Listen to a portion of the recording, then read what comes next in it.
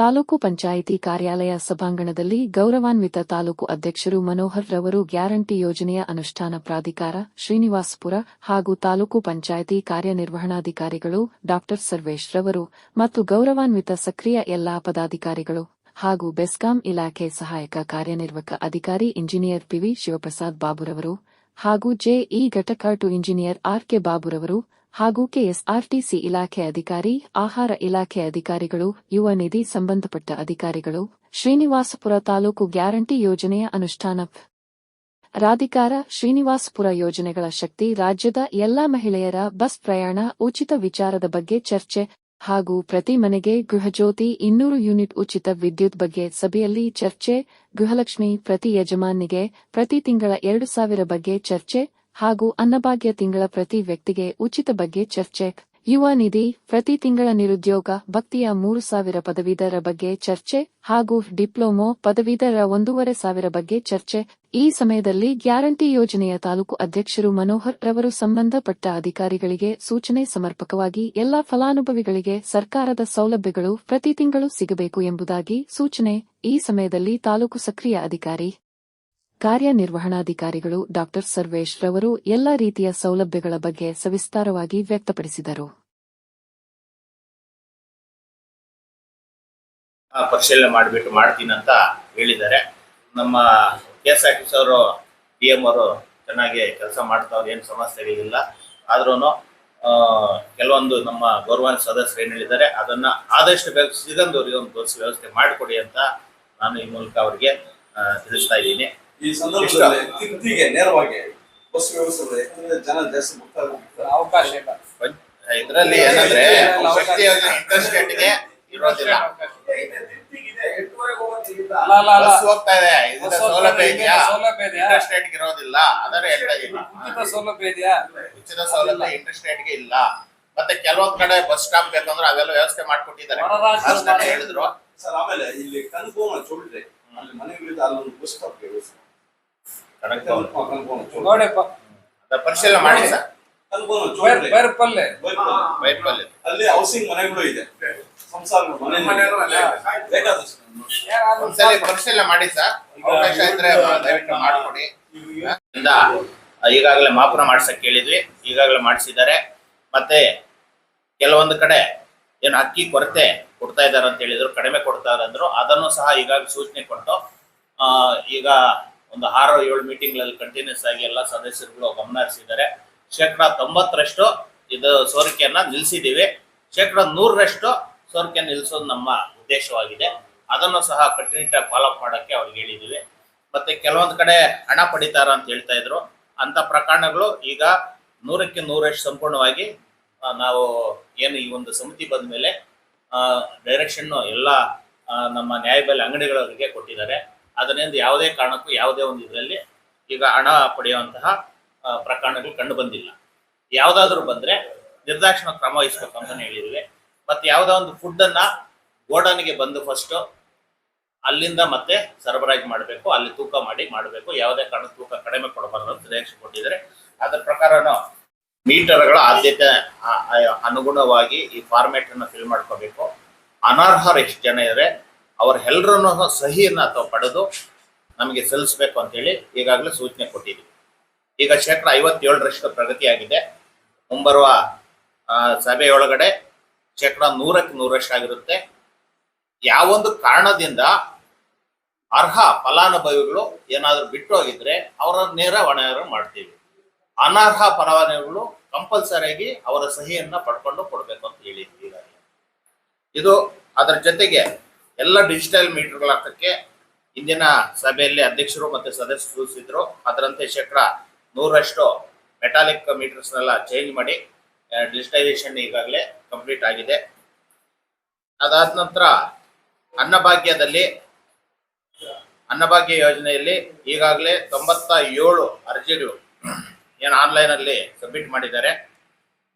97 pending ಇದ್ದಾವೆ. ಅದನ್ನ ಶೀಘ್ರವಾಗಿ ಇದು ವಿಲೇವಾರಿ ಮಾಡೋಕ್ಕೆ ಈಗಾಗಲೇ ಸೂಚನೆ ಕೊಟ್ಟಿದ್ದೀವಿ ನಾವು. ಮತ್ತೆ 115 ಜನ ವಾಲಂಟಿಯರ್ ಆಗಿ ಅವರೇ ವಾಪಸ್ ತಗೊಂಡಿದ್ದಾರೆ.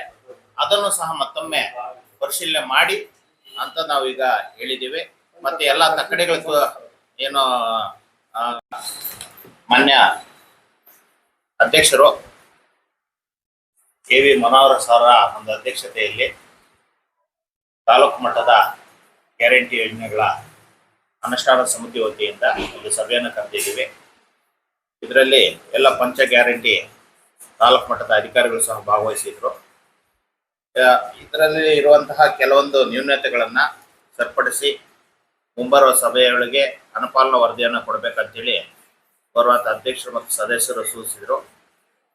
ಅದರಲ್ಲಿ ಬಹುಮುಖ್ಯವಾಗಿ ಗೃಹ ಜ್ಯೋತಿ ಯೋಜನೆಯಲ್ಲಿ ನಾವು ಈಗಾಗಲೇ ಮ್ಯಾಪಿಂಗ್ ಸರ್ಕಾರದ ಆದೇಶದಂತೆ ಮ್ಯಾಪಿಂಗ್ ಮಾಡ್ತಾ ಇದ್ದಾರೆ. ಆಧಾರ್ ಕಾರ್ಡ್ ಮತ್ತು ಪ್ಯಾನ್ ಕಾರ್ಡು ಅಲ್ಲಿ ಅರ್ಹ ಫಲಾನುಭವಿಗಳು ಯಾರ್ಯಾರು ಇದ್ದಾರೆ ಅವ್ರನ್ನೆಲ್ರಿಗೂ ಸಹ ಈ ಒಂದು ಸೌಲಭ್ಯ ಸಿಗಬೇಕು.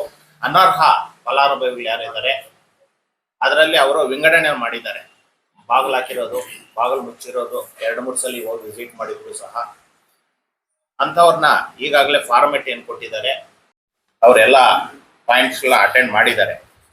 ಆಮೇಲೆ ಗೃಹಲಕ್ಷ್ಮಿದು ಬಹುಮುಖ್ಯವಾಗಿ ಗೃಹಲಕ್ಷ್ಮಿದು ಈಗ ಅದರಲ್ಲಿ ಯಾರು ಈ ಒಂದು ಯೋಜನೆಯಿಂದ ವಂಚಿತರಾಗಿದ್ದಾರೆ ಅವುಗಳನ್ನ ಪಟ್ಟಿಯನ್ನ ಪಡೆದು ಪ್ರತಿಯೊಂದು ಹೆಸರ ಇದರ ಪ್ರಕಾರ ನಾವು ವೆರಿಫಿಕೇಶನ್ ಮಾಡ್ಬೇಕು ಅಂತ ಹೇಳಿದ್ವಿ. ಅಂದ್ರೆ ಪಡಿತರ ಚೀಟಿಗಳು 1600 ಪಡಿತರ ಚೀಟಿಗಳಿಗೆ ಇದು ಗೃಹಲಕ್ಷ್ಮಿ ಹೋಗ್ತಾ ಇಲ್ಲ. ಅದರಲ್ಲಿ ಜಿನೈನ್ ರೀಸನ್ ಏನೇನಿದೆ, IT ಇರೋದು ಅಥವಾ GST ಇರೋದು, ಮತ್ತೆ ಕೆಲವೊಂದು ಏನ್ ಮಾಡ್ತಾರೆ GST ಪಡೆದಿರ್ತಾರೆ, IT ಕಟ್ತಾ ಇರ್ತಾರೆ, ಬಟ್ ಇವಾಗ ಇರಲ್ಲ. ಅದನ್ನ ದೃಢೀಕರಿಸಿದ ಡಾಕ್ಯುಮೆಂಟ್ ಕೊಟ್ಟಾಗ ಅದನ್ನ ಇಮಿಡಿಯೇಟ್ ಆಗಿ ಪರಿಶೀಲನೆ ಮಾಡಿ ಸರ್ಕಾರಕ್ಕೆ ಪ್ರಸ್ತಾವನೆ ಸಲ್ಲಿಸಿ ಅವ್ರಿಗೆ ಬರಂಗೆ ಮಾಡಬೇಕು ಅಂತ ಇದು ಮಾಡಿದ್ದೀವಿ. ಈ ಸಂಬಂಧ ನಾವು ಹೆಡ್ ಆಫೀಸ್ಗೆ ಸಹ ಸದಸ್ಯರು ನಾವೆಲ್ಲ ಹೋಗಿ ಅದನ್ನ ಲಿಸ್ಟನ್ನು ಸಹ ಪಡೆದು ನಾವು ಅದನ್ನು ಕ್ರಮ ವಹಿಸ್ತೀವಿ.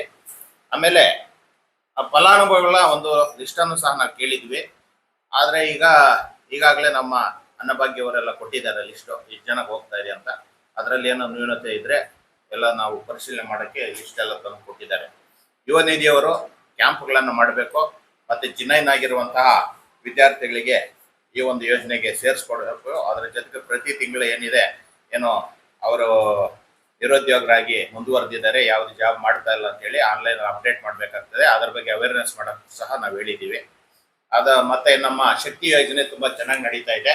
ಹೊಸ ಬಸ್ ಬಂದರೆ ಕೆಲವೊಂದು ಮಾರ್ಗಗಳಿಗೆ ಅವಕಾಶ ಮಾಡಿಕೊಳ್ಳಿ ಎಂದು ಗೌರವಾನ್ವಿತ ಅಧ್ಯಕ್ಷರು ಸದಸ್ಯರಿಗೆ ಹೇಳಿದ್ದಾರೆ. ಆ ಮನವಿಯನ್ನು ಅವರು ಸ್ವೀಕರಿಸಿದ್ದಾರೆ. ಅದರ ಜೊತೆಗೆ ಬಹುಮುಖ್ಯವಾಗಿ ಸಿಗಂದೂರಿಗೆ ಒಂದು ರೂಟ್ ಹಾಕಿಕೊಡ್ಬೇಕು ಅಂತ ಹೇಳಿ ರಿಕ್ವೆಸ್ಟ್ ಮಾಡ್ತಾ ಇದ್ದಾರೆ. ಹೊಸ ಬಸ್ ಬಂದ ತಕ್ಷಣ ಮಾಡ್ತೀನಿ ಅಂದರೆ ಅದ್ರ ಜೊತೆಗೆ ರಾಜಹಂಸ ಎಲ್ಲ ಇತ್ತು ಮೊದಲು, ಅದನ್ನು ನಮ್ಮ ಗೌರವಾನ್ವಿತ ಸದಸ್ಯರು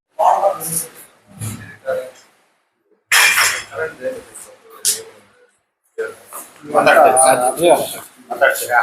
ನೀವು ಬೆಸ್ಕಾಂ ಅವ್ರದ್ದು ಇವರು ಮುಷ್ಟಿ ಮಾಡಿ ಈ ಅರ್ಜಿಲ್ 1 lakh ಸಬ್ಮಿಟ್ಗೆ ಈಸಿ ಹುಡುಗಿ ಸರ್, ನಿಮ್ಗೆ ಈಸಿ ಇರುತ್ತೆ.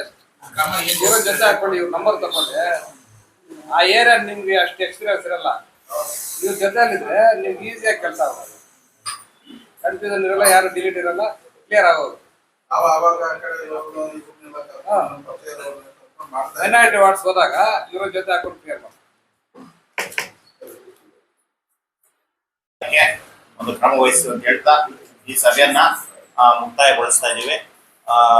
ಅದರ ಜೊತೆಗೆ ಊಟದ ವ್ಯವಸ್ಥೆ ಇದೆ, ತಾವೆಲ್ಲರೂ ದಯವಿಟ್ಟು ಊಟನ ಸ್ವೀಕರಿಸಿ ಹೋಗ್ಬೇಕು. ಮತ್ತೆ ಲಾಸ್ಟ್ ಟೈಮ್ ಇಬ್ರು ಹಲಾಲ್ ಇಲ್ಲ ಅಂತ ಹೇಳಿದ್ರು, ಅದಕ್ಕೆ ಈ ಸಲ ಹಲಾಲ್ ಕಟ್ಟೆ ಮಾಡಿಸಿದೀವಿ. ಅದನ್ನ ನಾವು ಕೂಡ ಊಟ ಮಾಡಬೇಕು. ಮುಖ್ಯವಾಗಿ ನಮ್ಮ ಸರ್ ಇದೆ ಲಾಸ್ಟ್ ಮೀಟಿಂಗ್ ಈಗ ಅವಕಾಶ ಮಾಡ್ಕೊಡ್ತಾರೆ. ಇಲ್ಲ ಬಿಡ್ರೆ ನಿಮ್ದೇನು ಪ್ರಯೋಜನ ಇಲ್ಲ, ನಡೀತಾ ಇದೆ ಪಾಪ. ಪ್ರಾಮಾಣಿಕವಾಗಿ ನಿಮ್ಮ ಆತ್ಮಸಾಕ್ಷಿಯಾಗಿ ಇರ್ಬಿಟ್ಟು ನಿಮ್ಮ ಯೂನಿಯನ್ ಏನಾದರೂ ಪ್ರಯೋಜನ ಇದ್ರೆ ಓಪನ್ ಆಗಿ ಮಾಡ್ತಾರೆ ಸರ್. DBT ಹೋಗ್ತಾ ಇದೆ ಸರ್, ಹುಡುಗರಿಗೆ ಹೋಗ್ತಾ ಇದೆ, ಅದೇ ಹೋಗ್ತಾ ಇದೆ, ಕೇಳ್ತಾ ಇದ್ವಿ, ಬರ್ತಾ ಇದೆ. ಯಾರು ಹೋಗ್ತಾ ಇದೆ, ಎಲ್ಲಿ ಹೋಗ್ತಾ ಇದೆ, ಸುಮ್ಮನೆ ಬರ್ಬೋದು. ನಾವು ಸಂಪೂರ್ಣ ಊಟ ಮಾಡೋಣ.